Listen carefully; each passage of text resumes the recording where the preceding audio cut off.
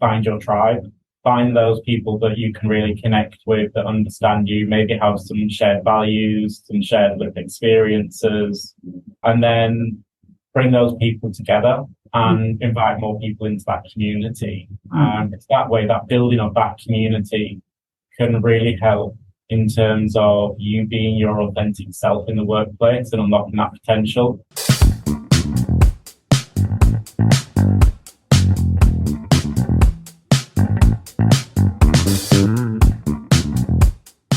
My name is Richard Fisk. I'm the Pro Bono and Inclusion Manager at Addleshaw Goddard.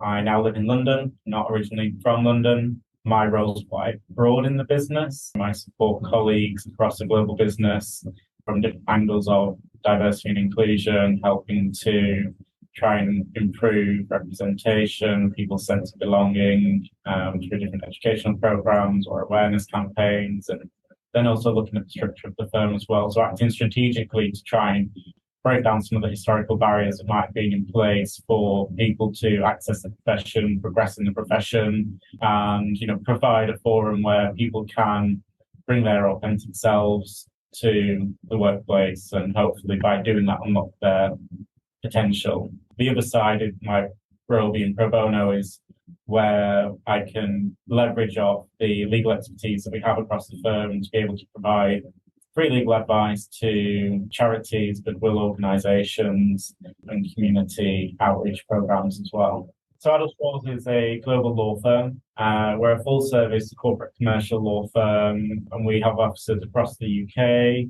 into Europe, Middle East, Asia as well. We've grown quite a lot over the last 10 years with lots of different office openings. And like I say, we're full service corporate commercial, so it could be anything from corporate transactions to litigation to real estate work. I used to be a commercial real estate lawyer, employment advice, anything and everything that you can think of to service companies, governments as well, and anything in between. I'm originally from a small town near Manchester called Burnley. I grew up working on my grandparents' farm. I also used to be a gravedigger as well. Done everything from mucking out the cows in the morning to birthing them at calving season to haymaking in the summer. Me and my granddad still have catch-ups and talk about what we're doing on the farm and, the walls that might need to be replaced or the fencing or which bits of drainage might need to be improved and what is also managed to achieve at market. I didn't have anyone really in my family or bubble that were from a professional services background. I was first generation to go to university. My mum was a single parent, very much one of my life heroes. I don't know how she managed to juggle me and my sister and work and, overcome the challenges that she faced. In terms of schooling, I went to Catholic school. It was a state school, wasn't great, gay in a Catholic school. So there were lots of challenges in terms of going through my own personal journey of accepting my sexual orientation and sexual orientation and identity. It still is challenging at times. Society is still not as inclusive as one would hope it should be, even down in London. But I grew up in the Northwest, spent most of my life in the north of England at various different universities. I did my undergraduate degree at the University of Hull with a year abroad studying in the Netherlands at the University of Utrecht and the University of Amsterdam. I then went on to do my LPC at the University of Sheffield. When I finished my LPC, which I did part-time, it was actually the first time that Sheffield had run a part-time course because I couldn't afford to do it full-time. So I had to work alongside doing my LPC, which was interesting, but very rewarding as well because I worked for a law firm whilst I was doing that, focusing on legal aid work. So I supported clients that were challenging their decisions made about them benefits, their welfare benefits. And then, after I finished my LPC, I then moved to Leeds and worked for a law firm there for a little while. That was a boutique law firm. Then I moved to Manchester, where I joined Addleshaws as a paralegal.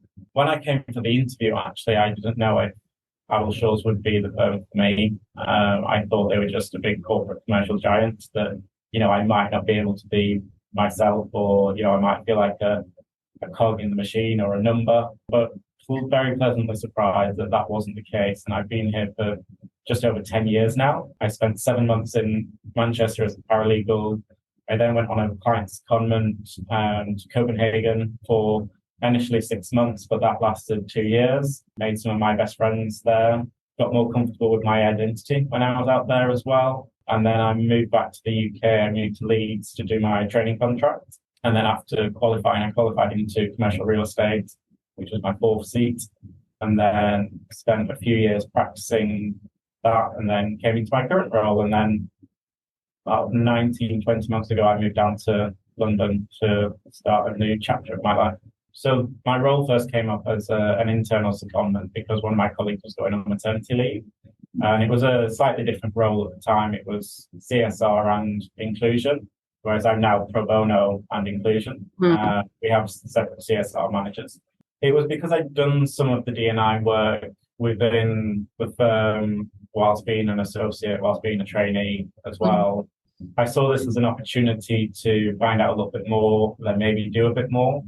I must admit, when I first saw the secondment, I emailed the lady who's now my boss and not with the intention that I was going to take the role, just with the intention of finding out a bit more because I wanted to build a relationship with whoever took that role so that I could keep doing the stuff that I was really interested in doing.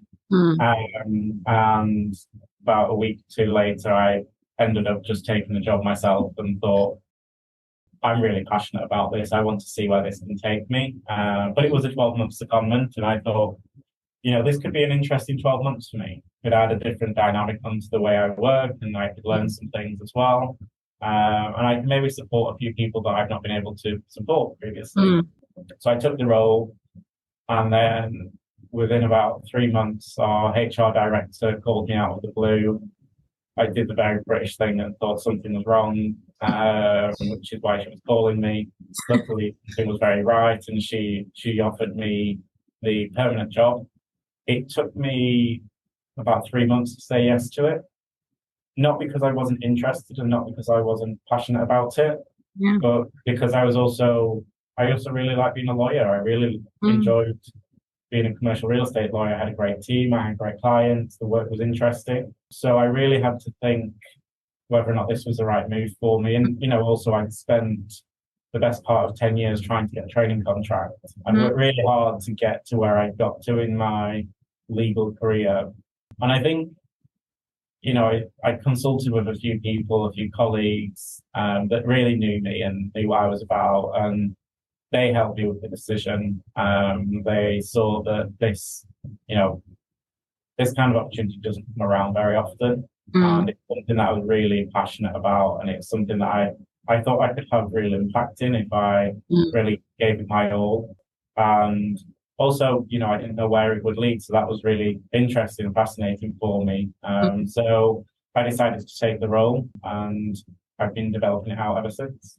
Coming from an underrepresented group within the legal sector and society at large, I think one of the really important things is to find your tribe, find those people that you can really connect with, that understand you, maybe have some shared values, some shared lived experiences, and then bring those people together and invite more people into that community. It's that way, that building of that community can really help in terms of you being your authentic self in the workplace and unlocking that potential.